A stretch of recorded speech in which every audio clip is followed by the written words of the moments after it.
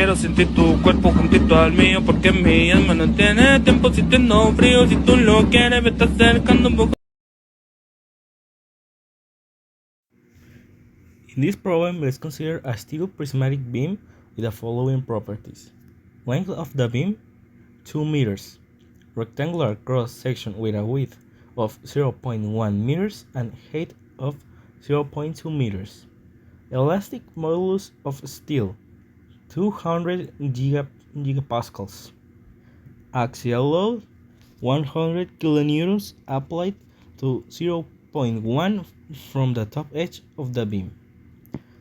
Step 1. Calculation of the moment of inertia and area of the cross-section. The moment of inertia and the area of the cross-section are used to determine the stress distribution within the element. For rectangular section, they are calculated as follows. Substituting the values, we have inertia as 0.0133 meters in 4 power and area as 0.02 meters at the second power. Step 2. Determination of axial stress. The axial stress is calculated using the formula F divided by A.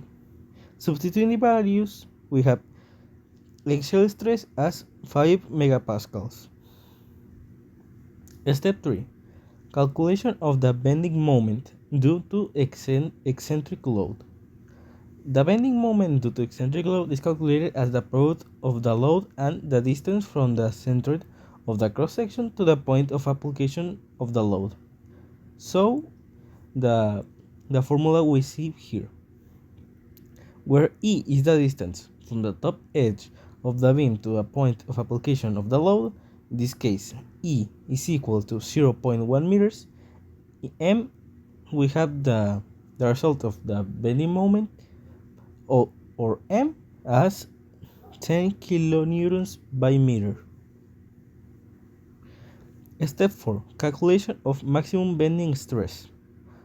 The maximum bending stress is calculated using the flexural stress formula, as we see here.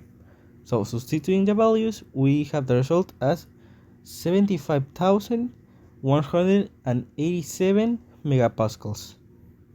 And the final step, resultant stress. The resultant stress is the sum of the axial stress and the bending stress. So our result is 75,192 megapascals. In the next problem, we are going to solve a beam with a shape of a rectangle. The problem needs us to solve the maximum. First, in this case, we want to know the formula. The formula is M equal to the force multiplied for A over C. With that now, we can begin with the table of contents, with the table knowing we A, Y, and YA. Because X and XA, they're going to be in the middle of the piece, and we're basing our measurement in that. Knowing that X is 0 in both the rectangle and the semisphere, it's equal to XA is equal to 0 too, giving us 0. In this case, the area of the rectangle is 2.88 inches. And the area of the semicircle is minus 0.88. It's minus because we are going to subtract that area when we finish the total area. Now, y. Y is in the middle of the piece, knowing that if we have y in this rectangle is 0.6 the elevation, and in the semicircle is the middle of the radius, that is 0.318. Knowing y and knowing a, we can multiply them, knowing that 2.88 multiplied by 0.6 is equal to 1.728. And in the semicircle is minus 0.88, and 0.318, giving us minus 0.28.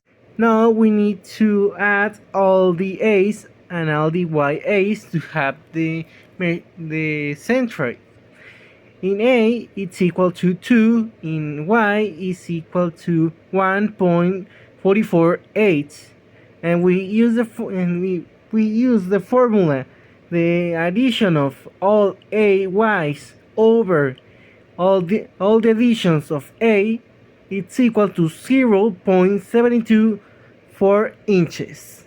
Now to obtain the I, we know that the formula is IB, then knowing that we are in the base, minus the I of the semicircle. That's equal to 1/3 of the multiplication of 2.4 by 1.3 elevated to cube. That's minus P over 8, that multiplied for 0.25 quarts. That's equal to 1.258 inches for. Now with the formula IB minus A area distance square, that we can substitute with the IB, it's equal to 1.258 inches for minus 2 inches multiplied for 0.724 inches square. That's equal to 0.29 inches square. Now, to obtain the maximum power on torsion and compression, in torsion we need to substitute our first formula, that the force multiplied for the I over C. In this case, for torsion is 12 multiplied for 10 over 3, that multiply 0.29 inches for over the 1.2 minus 0.24. That why 1.2 minus 0.724? That because our base is in the torsion, the up part of the rectangle. That's our torsion. That's where the torsion is occurring. And our centroid is 0.724. In this case, when the measurement of this piece is the 1.2, we want to know that piece, and we need to substitute and subtract that piece if we want to know the measurement in the torsion. Then the torsion is 5.27 kip by inches. Now, the maximum power in compression, we need to change the formula.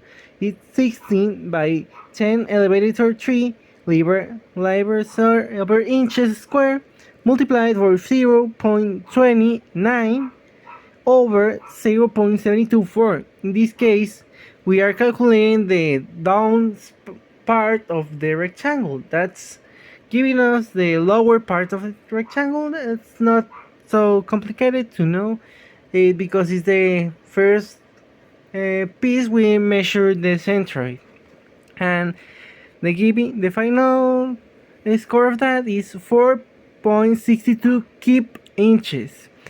And to determine the maximum power of M, we need to know that. In this case, is everything we know to know. Okay, thank you for.